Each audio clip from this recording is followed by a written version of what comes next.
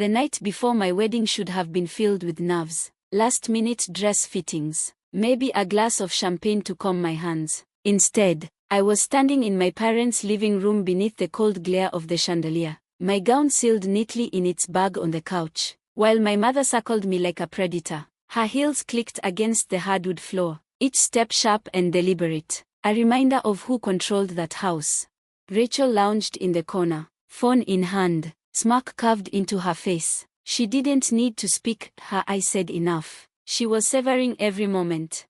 "Hold your head up," Mom snapped, grabbing my chin with nails that dug into my skin. "Tomorrow you'll stand beside her, and everyone will see the difference. Do you know how humiliating that is for me, for this family? Look at you, plain, weak, nothing."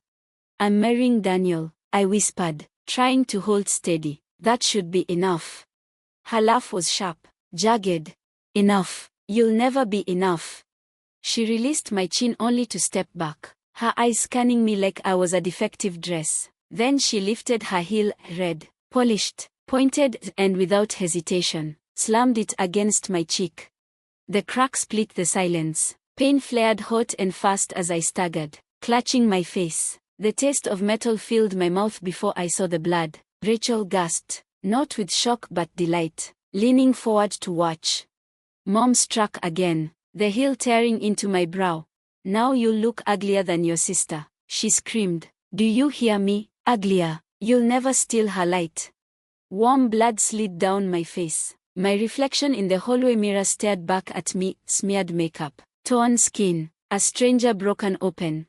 And then I heard it, the sound I dreaded most. My father's laugh. He leaned against the kitchen doorway, beer in hand, grinning like it was his favorite show. "Finally," he said, voice dripping with mockery, "you shine like leather." Those words cut deeper than the heels. Rachel finally put her phone down, heels clicking as she rose, her smirk softening into something almost admiring. "She looks better this way," she murmured. I wanted to scream. I wanted to shatter a lamp across their faces, but my body betrayed me. My knees shook, my chest hammered, and I just stood there. Mom leaned in, her breath hot against my cheek. "Tomorrow you'll walk down that aisle, and no one will see you. They'll see Rachel, they'll see perfection. You'll be the shadow, just like you always were." Dad lifted his beer in a mock toast. "To the ugliest bride this town's ever seen."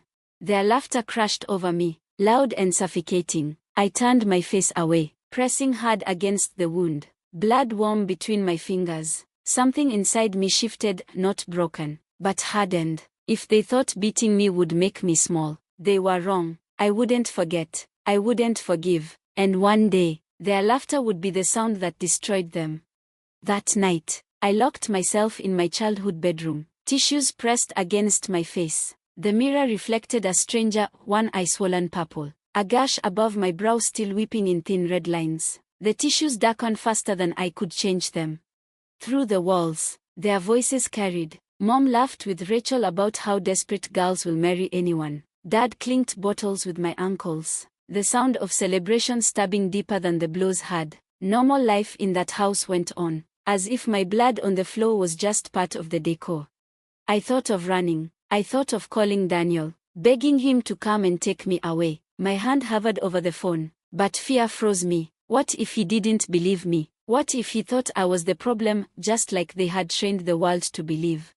So I sat in silence, staring at the bruised stranger in the mirror, replaying their words in my head. Mom's shriek, "Now you'll look uglier than your sister." Dad's chuckle, "Finally, you shine like leather." Morning came, and the house buzzed with wedding preparations. The florist dropped off flowers. Caterers called with updates. Rachel floated through the kitchen as though the day belonged to her. Upstairs, I painted layers of makeup over the bruises, each brush stroke burning against raw skin. Mom barged in without knocking. Her heels struck the floor like a gavel. She studied me with the detachment of a critic eyeing flawed art. "Better," she muttered, tilting my chin. "The ugliness suits you. Daniel won't notice, he's blinded by pity." She misted perfume into the air before sweeping out. "Don't screw this up." I stayed frozen in place, the sickly sweet scent clinging to my lungs. My hands trembled, but inside, Something sharpened. They thought silence meant obedience. They didn't know silence could be a blade. That afternoon, while the house whirled with last-minute chaos, I slipped into Dad's study. It reeked of cigars and arrogance. His laptop sat open, passwords scribbled on sticky notes. He thought no one would dare snoop. I dared. Emails, bank statements, hidden accounts, affairs disguised as business trips. Every lie, every theft laid bare at my fingertips. Proof, power. Then Rachel's phone, carelessly charging in the kitchen. I scrolled through her messages, my heart steady, my fingers ruthless. Her venom was there in black and white. She'll look like a clown at the altar. Mom made sure. Screenshotted, saved, every insult, every bruise, every smirk. They had documented their cruelty for me. Their own words, their own dirt, their own downfall. That night, Daniel came to see me, his eyes caught on the swelling, the bruises my makeup couldn't hide. What happened? He whispered, his hand reaching for mine. I pulled back, shaking my head.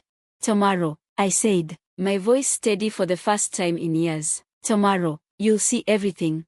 The wedding wasn't just about vows anymore. It was going to be Judgment Day. The next morning, the church gleamed with flowers and candlelight. Guests filled the pews in their finest clothes, whispering, snapping photos, waiting for the show they thought was a wedding. To them, I was just the bride. To me, this was the stage they'd forced me onto since birth, except this time, I wasn't playing their scapegoat. I stood behind the doors in my gown, beneath the layers of makeup. The bruises still showed, but I wanted them to. They were my truth, and today everyone would see it.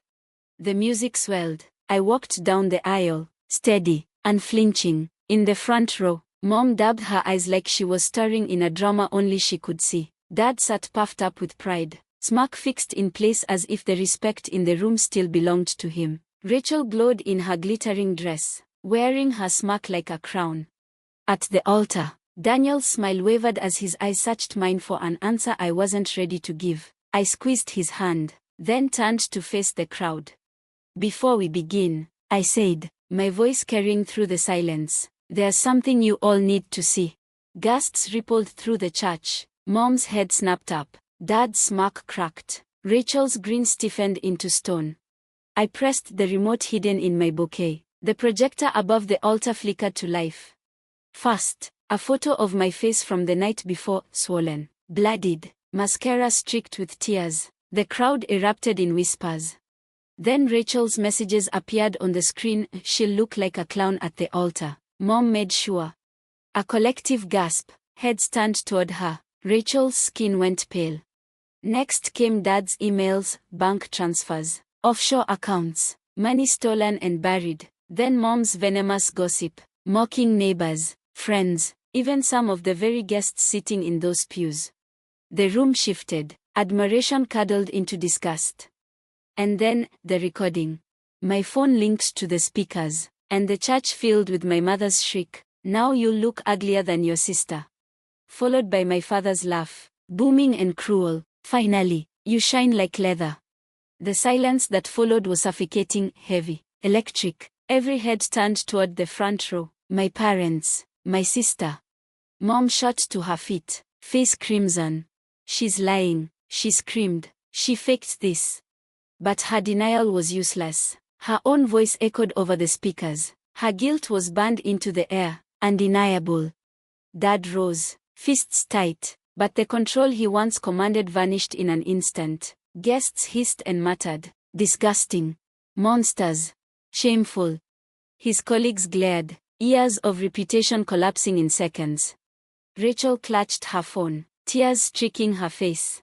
"It was just a joke," she wailed, but her friends backed away, disgust carved into their expressions. I stepped forward, voice steady, cutting through the chaos. "You tried to destroy me the night before my wedding. You wanted me broken, bleeding, humiliated, but today, you answer for it." I pointed to the floor at my feet. "On your knees." The church went still. My parents froze, trembling, wide-eyed. "Never," Dad spat. But the whispers rose again, a tide of voices pressing in. "Do it. Apologize. Beg." The weight of the room crashed down until at last, the mighty fell. My father's knees struck the floor with a dull thud. My mother followed, her mascara streaking down her cheeks. Rachel collapsed beside them, her sobs pitiful, her pride gone. I looked down at them, the family who had built their power on my pain, now reduced to crawling in front of those they lived to impress. You wanted me uglier, I said, voice like ice. Now you're the ones drowning in filth. You wanted me to shine like leather. Then shine. Let them all see what you really are. Their hands trembled. Their mouths spilled hollow apologies no one believed. Guests turned their backs. Their empire was ash. I turned to Daniel, my eyes burning. Now, I whispered, we begin. As we walked out of the church, the applause wasn't for them. It was for me, the daughter who refused silence, the bride who turned blood into power. And behind me, for the first time in their lives, my parents and sister weren't laughing. They were kneeling.